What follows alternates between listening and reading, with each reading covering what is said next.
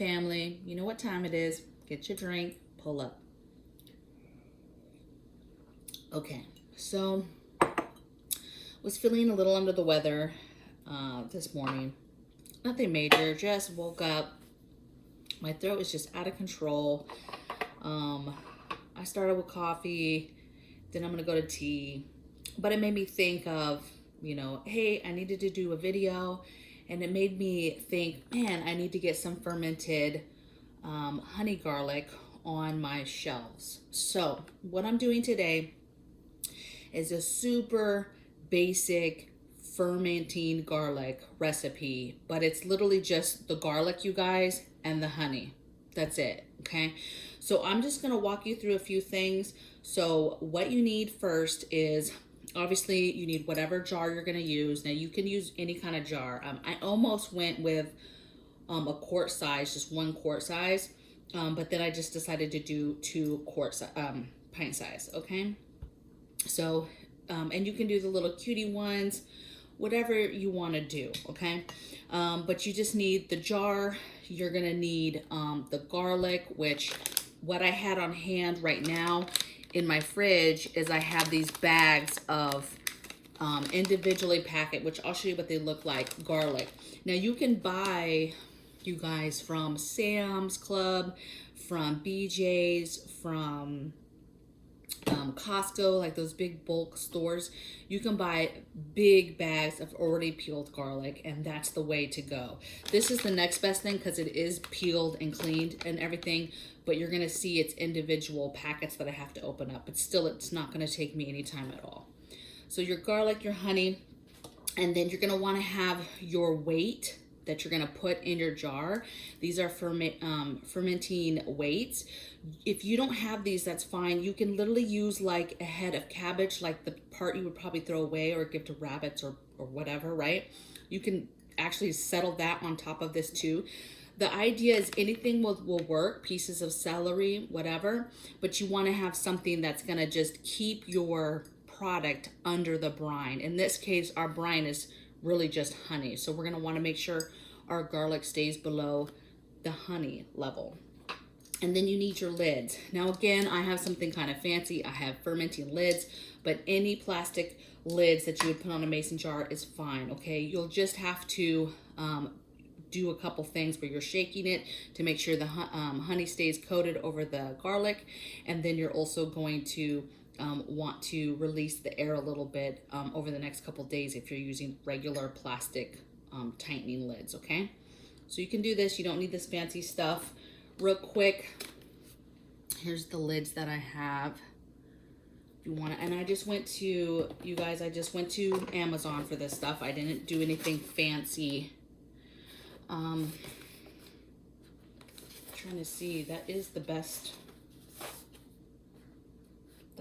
side for what brand. I'll have to go back on my Amazon and see what the actual brand is for those. But all I did was not Google, but you know, put in the search engine, hey, I want the canning, the fermenting weights for jars, and boom, they come up. Okay, so what I'm gonna do is I'm just gonna walk you through this very, very basic. You're gonna want some sort of knife, and you're gonna want some sort of spoon, just something that you're able to manipulate the garlic down if you need to. So first things first, you're gonna take your garlic.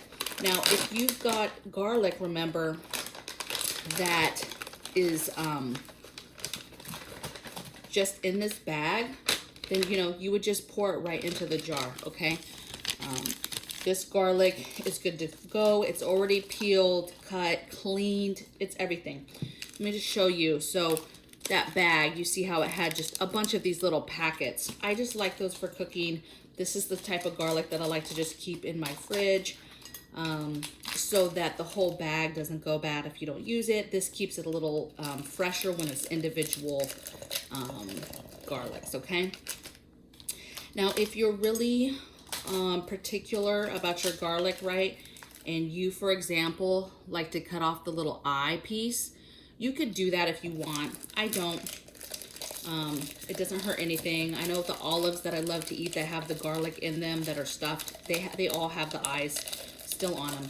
I don't mind that. But you could take the time to cut those off if you didn't, you know, want those in your jar or whatever.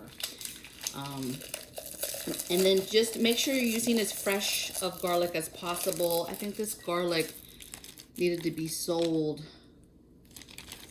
let's just see, by June 29th. So it still had a lot of time on it. As I'm opening it, it's not soft at all. So like if your garlic was a little in the softer stage, I probably wouldn't use it for this. I would just use that right away. Now what I love about this fermentation is it's so good, you guys. So like I'm not feeling under the weather, I would totally use, if this was ready, it's not ready obviously, but I would totally use this in your honey, okay? Because you get twofold out of this. You get the garlic, okay, which is delicious on everything, and it's good for heart health.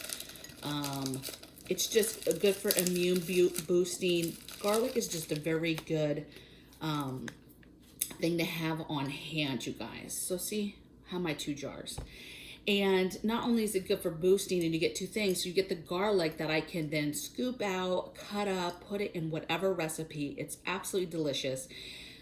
If you don't like garlic because it tends to be kind of hot and bittery, the process of fermenting it always is going to kind of dull that down to where it's much more, it's easier to eat it or put it in things and be able to do it. Now me, I could just eat it. I don't prefer to just eat it like this, but like in olives or if it's pickled in something, I tend to, it's good, it's delicious. And my family loves it, so we put it in a lot of recipes. The other thing is when it's done fermenting, right, and it's ready to use, that honey, you now have a delicious garlic flavored infused honey, okay? And you can use that honey straight in like a tea or straight into a marinade. I use honey a lot in different marinades for our salmon and for chicken. And so you just take now, and we already love garlic, and now you have this garlic that you can put in a marinade to put over some sort of meat or whatever. People I've heard have put it on their pizza crust. I just really love garlic. What I also like is you could take the honey and garlic, right, cut it up, chop it up, and add it to some butter, and now you have just a beautiful garlic honey butter, you know, to put over a steak or to add to some fresh bread you just made. So awesome choices, awesome things that you can do for it, okay? So one of these I already opened. The thing with the honey, you guys, is you just want to try to get the most either organic, local, that doesn't have extra stuff added to it. That's what you want, okay? If you can get it local, do that, okay? If you can get it local, that's the best. I just made sure that when I was in the store that I was getting an organic honey, okay? Okay, so we're gonna wanna have some headspace, but as you see, you know, it takes a little bit for that honey to kind of work down. So you're gonna help it a little bit, right? Find its spot. Some people warm the honey up so that it will go down a little bit to the bottom easier. But the point is just get your honey down there, okay?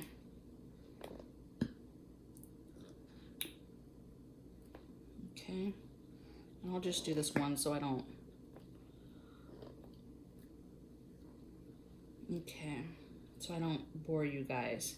I'm just gonna put my spoon there. I'm gonna go ahead and just add some more honey.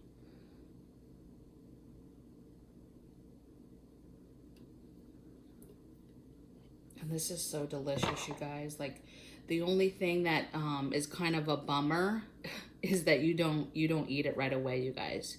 You're gonna let this ferment and do its thing for a month at least, okay? Maybe even more like a month and a half, okay? And what's cool about this, you don't need refrigeration. Once you do this product, you literally can just set it on your, you know, on a shelf somewhere. If you've got a hutch where you keep all different herbs and stuff, you're just gonna do that, okay? So it's working its way down there, you guys. I'm actually gonna just do this a little bit.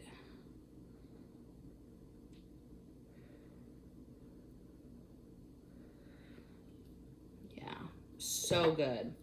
So I actually haven't, I've pickled eggs, you guys. I've, of course, done the garlic honey, but I've never really gotten into fermenting yet. And I think that that's gonna come when I actually start, like I started gardening, but when we move somewhere and we have a homestead and we have like a large garden where we're having to really, you know, preserve that food, all those vegetables and different things we get. Okay, you guys. So all I'm doing now is I'm just making sure that my garlic is covered, and I'm still leaving like an inch head space. So I'm just gonna take a look, you guys. Yep, all the way down. And then what I'm gonna do, you guys, is you know, honey sticky, yada yada yada, right? I just got a little towel, and we're not pressure canning or anything. This is literally just me cleaning the jar up a little bit, because if you were like me and a little messy with it, okay? So then after you do that, and that's going to continue to keep sealing and keep working its way down, you're then going to put your weight. Now your weight or any vegetable that you have is just to make sure that during while it's fermenting that your garlic or your food stays below the brine. Well, in this case, honey's in there, and the honey is, because it's kind of sticky and all that, it's kind of just holding the garlic in place, so it's not that big of a deal with this. But for fermenting, if you have something like when I did the eggs and that type of thing, stuff that likes to float above the line, that's where these weights really come in handy. Okay, you guys? I'm gonna put that in, and that kind of just pushes it down too. I'm wondering if I should have had more weight. I think I'm gonna do less. Okay, you guys, so I'm putting my lid on, my fermenting lid, and not too tight, right? Because you want it to do its job. It's gonna seal though, okay? Like I said with the plastic one, if you put the plastic one on like a normal mason jar plastic lid, that's fine. You're just gonna need to open a little bit to let the gases out. But this one has a top that kind of does that job for you. And then it has numbers on top, so then you can set the day that you did it. So today's the 6th. So we're just gonna set it for on the 6th so that I know in a month from now, I'll pull it off the shelf. Now, a couple things too with this. Probably would have left a little bit more once you put that weight in there, but it's still below at the 1 inch. What was I gonna say? Oh, one tip too is you're gonna put this on the shelf and you're just gonna leave it alone, you guys.